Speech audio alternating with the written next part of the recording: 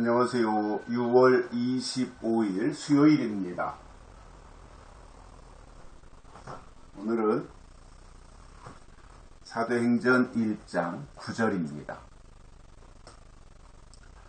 이 말씀을 마치시고 저희 보는 데서 올리워 가시니 구름이 저를 가리워 보이지 않게 하더라. 아멘.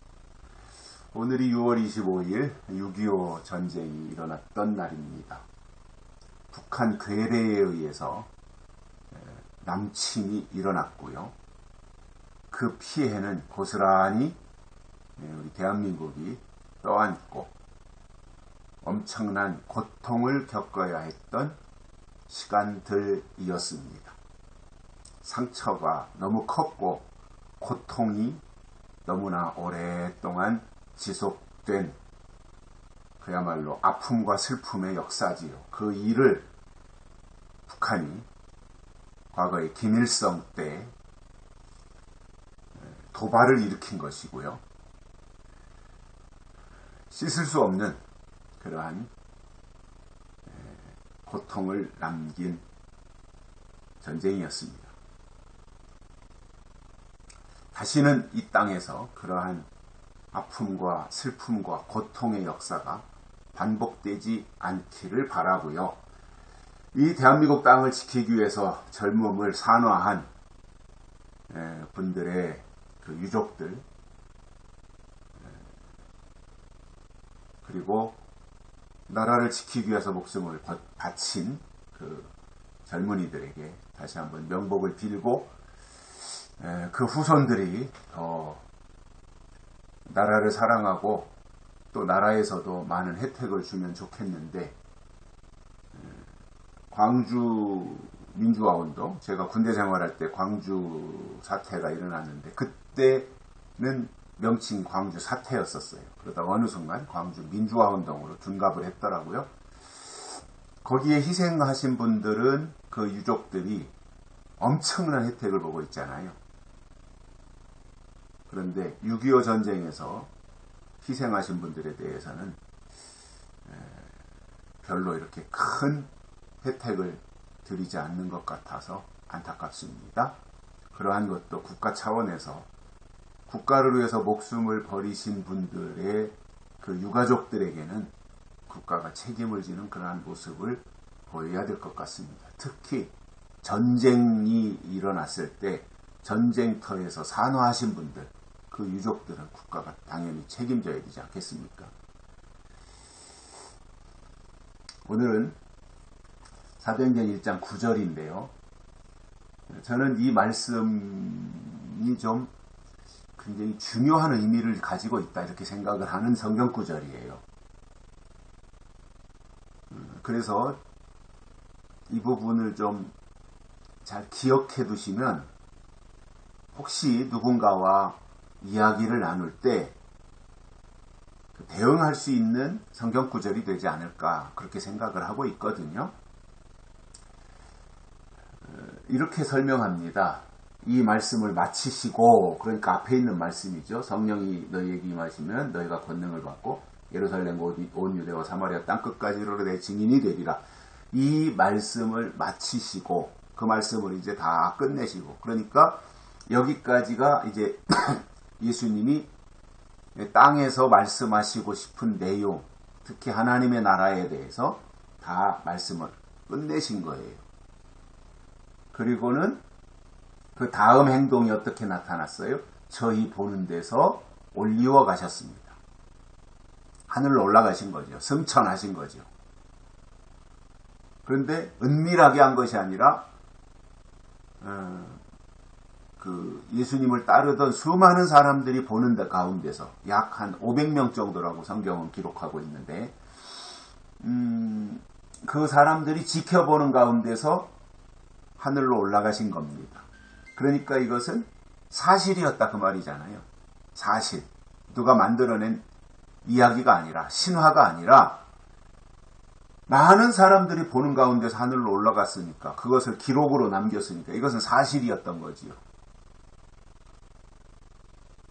하늘로 올리워 가시니 구름이 저를 가리워 보이지 않게 하니라. 이 부분을 저는 굉장히 좀 중요하게 생각을 해요. 하늘로 올리워 가시니 구름이 저를 가리워 보이지 않게 하니라. 그러니까 예수님이 구름을 타고 하늘로 올라가신 것이 아니라 예수님의 몸이 붕 떠서 하늘로 올라가니까 구름이 가리워서 보이지 않았다. 마치 인천공항에서 비행기가 이제 이륙을 하게 되잖아요. 그러면 비행기 활주로로 가가지고 거기서 출발을 해서 쫙 활주로를 질주하다가 이제 딱 이륙을 해요. 그래서 공중으로 떠올라서 계속 하늘로 치솟아 올라가면 몇천 피트 상공에 이제 구름이 있잖아요. 그런 구름층을 뚫고 그 위로 올라가는 거예요. 그러면 구름 아래에 있을 때는 비행기가 보이는데 구름층을 뚫고 구름 위로 올라가 버리면 비행기가 더 이상 보이지 않아요. 왜냐하면 구름이 가리고 있기 때문에. 예수님도 똑같다는 거예요. 예수님이 많은 사람들이 보는 데서 하늘로 올리워 가시니 올라가는 장면은 처음에는 볼 수 있지 않겠어요? 하늘로 붕 떠서 점점 뭐 50m, 100m, 200m 이렇게 높이 올라갔을 테니까. 그게 처음에 올라가는 모습은 보였을 텐데 한참 올라가니까 구름층을 뚫고 예수님도 들어가지 않겠어요? 그럼 그렇게 되니 구름이 저를 가리워서 보이지 않게 되었다. 이 말씀입니다. 구름 타고 올라간 것이 아니라 올라가다 보니 구름이 가리워서 보이지 않게 되었다. 이게 맞는 말이잖아요. 아니 부활하신 예수님이 시간과 공간을 초월하시는 분인데 구름을 탈 이유가 뭐가 있어요? 무슨 손오공이라고. 구름을 타실 이유가 없잖아요. 그냥 때가 돼서 하나님이 올라와라 하시니까 올라가는 거지. 거기에 뭐 구름을 탈 이유가 뭐가 있으면 비행 접시를 타야 될 이유가 없잖아요. 예수님은 시간과 공간을 초월하시는 분이라 나타나고 싶으면 나타나고 사라지고 싶으면 사라지는 분이신데 이게 부활하신 예수님의 모습이지 않습니까? 그리고 또 한 가지는 사람들이 이제 이런 성경 구절을 정확하게 문자적으로 보지 않다 보니까 구름을 타고 올라가셨으니까 구름을 타고 다시 오신다 이렇게 이야기하는 거예요. 물론 구름을 타고 오시리라 이 말은 있어요 성경에. 그런데 그 구름이 뭐냐 하는 게 문제가 되는 거지요. 그래서 예수님은 구름을 타고 올라가셨기 때문에 구름을 타고 다시 오신다 이 말은 안 맞는 말이에요. 왜냐? 올라가실 때 구름을 타고 가신 것이 아니라 올라가시다 보니 구름이 가리워서 예수님의 형체가 보이지 않은 것이고, 그런데 구름을 타고 가셨으니 구름을 타고 오신다. 이거는 누군가가 편의상, 표현상 그렇게 만들어낸 말이라고 저는 이해하거든요. 물론 이제 예수님이 다시 오실 때는 구름을 타고 오시리라 했으니까 문자적으로 그대로 볼 때 구름. 그런데 다시 오시는 예수님이 뭐 탈 것이 뭐가 필요해. 그냥 오시면 되고 나타나시면 되는 거죠. 그러니까 자꾸 이렇게 뭔가 신비스럽게 하려고 하는 게 있는 거예요. 그래서 표현은 구름을 타고 오신다 했지만 사실상 그렇게 어떠한 예수님의 재림에 대해서 그러한 표현을 그렇게 문자적으로 한 것이지 실질적으로 다시 오시는 예수님은 무엇을 타고 오시고 뭐 이럴 필요가 없다는 겁니다. 그렇기 때문에 이러한 부분들도 우리가 잘 이해를 하고, 혹시 사람들하고 예수님의 재림과 관련해서 이 얘기하다가 이런 말이 나오면 사도행전 1장 9절을 펼쳐놓고 이렇게 설명할 수 있지 않습니까?